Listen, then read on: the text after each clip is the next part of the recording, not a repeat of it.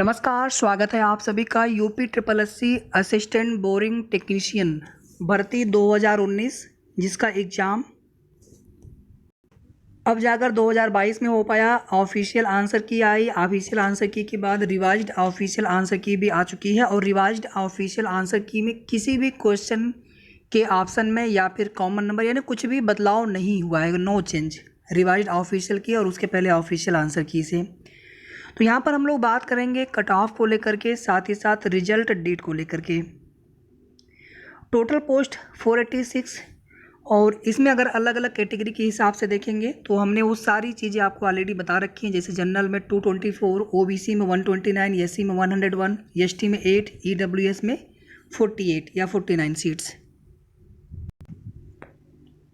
और इसके बाद आप देखेंगे कि 10th प्लस ITI इसके लिए एलिजिबिलिटी थी 18 to 40 ईयर्स एज लिमिट था और फीमेल की भी सीट इसमें है हॉरिजेंटल रिजर्वेशन के अंतर्गत 96 सीटें। वर्टिकल रिजर्वेशन यानी ओबीसी, एससी, एसटी, ईडब्ल्यूएस जो ओवर मेरिट होते हैं वे लोग ओवरलैप करते हैं नियमानुसार अन्य रिजर्व की सीटों पर, और जनरल के जो कैंडिडेट होते हैं उनके लिए कोई रिजर्वेशन नहीं होता है, इसलिए उनके लिए कंपटीशन थोड़ा सा टफ हो जाता है क्योंकि उन्हें अन्य रिजर्व पर ही सबके साथ फाइट करना होता है। पेपर में आपके देखेंगे टोटल 120 क्वेश्चन 50-50% कह सकते हैं नॉन टेक और टेक का सेक्शन था, जिसमें जीके, रीजनिंग, मैथ और हिंदी परिज्ञान, लेखन योग्यता, उसके बाद आपके ट्रेड से 60 क्वेश्चन और टोटल जो है 90 मिनट में 120 क्वेश्चन करने थे। तो एक तरह से समझ लीजिए समय की लिमिटेशन थी 120 क्वेश्चन करने के लिए। 1/4 का नेगेटिव मार्किंग भी है। पेपर जो है ओवरऑल मॉडरेट था, कैलकुलेटिव पेपर भी थे और एवरेज जो अटेम्प्ट लोग कर पा रहे थे इसमें 82, 85, 90 तक कुछ लोगों ने किया होगा, 100 के ऊपर भी किया होगा, लेकिन मैंने एक एवरेज अटेम्प्ट आपको बताया है। और नेगेटिव मार्किंग सब हटाने के बाद 120 में से आउट ऑफ 120 कितने आपके यहाँ पर क्वेश्चन सही हो कि आपका सिलेक्शन हो सकता है एबीटी में 486 पोस्ट में आफ्टर रिवाइज्ड आंसर की।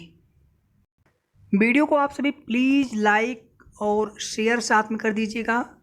साथ ही साथ अगर आपने अभी तक चैनल को सब्सक्राइब ना किया हो तो ज़रूर सब्सक्राइब कर लीजिएगा। जो भी ऑथेंटिक और सही जानकारी होगी आपकी भर्ती से संबंधित या फिर यूपी ट्रिपल एस सी की किसी भी भर्ती से संबंधित हमारे चैनल के माध्यम से सूचना मिलती रहती है। सबसे पहले अगर यहाँ पर रिजल्ट डेट को रिजल्ट की बात कर लें अगर, तो आपकी भर्ती के अलावा और भी कई भर्तियों के रिवाइज्ड ऑफिशियल आंसर किए आ चुके हैं जिनकी परीक्षाएं अभी 2022 में हुई है, जैसे एएसओ, यूडीए, एलडीए, लेखपाल, एबीटी आपका हो गया। कुछ परीक्षाएं पोस्टपोन हुई जैसे आईटीआई इंस्ट्रक्टर, उसमें एलिजिबिलिटी संबंधी कुछ चीज़ें दिक्कतें हो रही थी, कुछ वैकेंसी नोटिफिकेशन आने हैं जिनकी परीक्षाएं होनी है, एग्जाम डेट का भी पता नहीं है। और जो वैकेंसीज अभी आनी है उन पर भी आयोग काम तो कर रहे हैं, लेकिन धीरे धीरे कुछ रिजल्ट भी आने हैं जूनियर असिस्टेंट, कुछ डिपार्टमेंट भी अलॉटमेंट होने हैं, कुछ ज्वाइनिंग भी होनी है एएनएम का। और इसी तरह से आप देखेंगे कि अभी जो एबीटी का जो रिवाइज्ड ऑफिशियल आंसर की आया है, इसके अलावा और भी भर्तियों की रिवाइज्ड ऑफिशियल आंसर किया है, तो उनमें से कुछ और भी भर्तियों के रिजल्ट पर आयोग जो है जल्द काम करेंगे आने वाले कुछ महीनों में। अभी फ़िलहाल में तो इस महीने की कोई उम्मीद नहीं है और नेक्स्ट मंथ में भी उम्मीद कम है, लेकिन उसके बाद नवंबर दिसंबर तक जो है कई रिजल्ट आयोग को देने हैं। अक्टूबर में भी रिजल्ट दे सकते हैं जैसे कि यूडीए, एलडीए सप्लाई इंस्पेक्टर वाला। नवंबर में जो है एबीटी असिस्टेंट बोरिंग टेक्नीशियन का रिजल्ट हो गया, लेखपाल का रिजल्ट हो गया, ये सभी रिजल्ट जो है नवंबर में आ सकते हैं। तो अभी आप अपने रिजल्ट को लेकर के नवंबर का मंथ आप मान के चले, यहाँ पर नवंबर से पहले देखिए रिजल्ट आपका आने के चांस बहुत कम है, न के बराबर है। इस महीने तो आप भूल जाइए और नेक्स्ट मंथ में भी चांस बहुत कम है, नवंबर में ही चांस बनेंगे। और अगर नवंबर दिसंबर तक नहीं आ पाया तो हो सकता है फिर आगे 2-2.5 महीने का लेट हो जाए। उसके पीछे का रीज़न क्या है आप लोग जानते हैं। वीडियो को आप सभी प्लीज़ लाइक शेयर जरूर कर दीजिएगा। साथ ही साथ आप चैनल को सब्सक्राइब कर लेंगे अगर सब्सक्राइब आपने ना किया हो तो। जो भी सही और ऑथेंटिक जानकारी होगी, चाहे आपकी भर्ती से संबंधित या फिर यूपी ट्रिपल एस सी से संबंधित किसी भी भर्ती को लेकर के, आप सभी को हमारे चैनल के माध्यम से सूचना मिलती रहेगी। चलिए अब यहाँ पर देख लेते हैं हम लोग हैं expected cut off for all category. और आप लोग अपने नंबर शेयर कर सकते हैं कमेंट में। जितना आप लोग ज़्यादा से ज़्यादा नंबर शेयर करेंगे उतना ही थोड़ा सा हमें भी आइडिया लग पाएगा कि लगभग किस रेंज में या कितने नंबर वाले अभ्यर्थी ज़्यादा है, कैंडिडेट ज़्यादा है। और नेगेटिव मार्किंग को हटाने के बाद आप नंबर शेयर करिएगा। और कट ऑफ थोड़ी सी कम इसलिए जा सकती है क्योंकि नॉन टेक का जो पेपर था, नॉन टेक सबका अच्छा नहीं होता। जो टेक्निकल की तैयारी करते हैं नॉन टेक में उनकी बहुत अच्छी तैयारी नहीं हो पाती है। चलिए देखिए यहाँ पर अनरिजर्व या फिर जनरल कैटेगरी के लिए 67 से लेकर के 70 तक ये जा सकता है कट ऑफ, और इसमें थोड़ा बहुत प्लस या माइनस दोनों ही हो सकता है। 67 से लेकर के 70 तक आउट ऑफ 120। इसी तरह से ओबीसी कैटेगरी में 65 से लेकर के 67 तक, और इसमें जो है थोड़ा बहुत प्लस माइनस हो सकता है। ईडब्ल्यूएस में 58 से लेकर के 60। ईडब्ल्यूएस में कम जाने के चांस क्या है कि उस समय ईडब्ल्यूएस बहुत कम लोग बनवा पाए थे, क्योंकि उस समय जस्ट जो है ईडब्ल्यूएस लागू ही हुआ था। एससी कैटेगरी में 60 से लेकर के 61 प्लस माइनस दोनों ही हो सकता है, और इसके बाद एसटी कैटेगरी में 60 प्लस माइनस। फीमेल कैटेगरी में 44 से लेकर के 46 प्लस माइनस।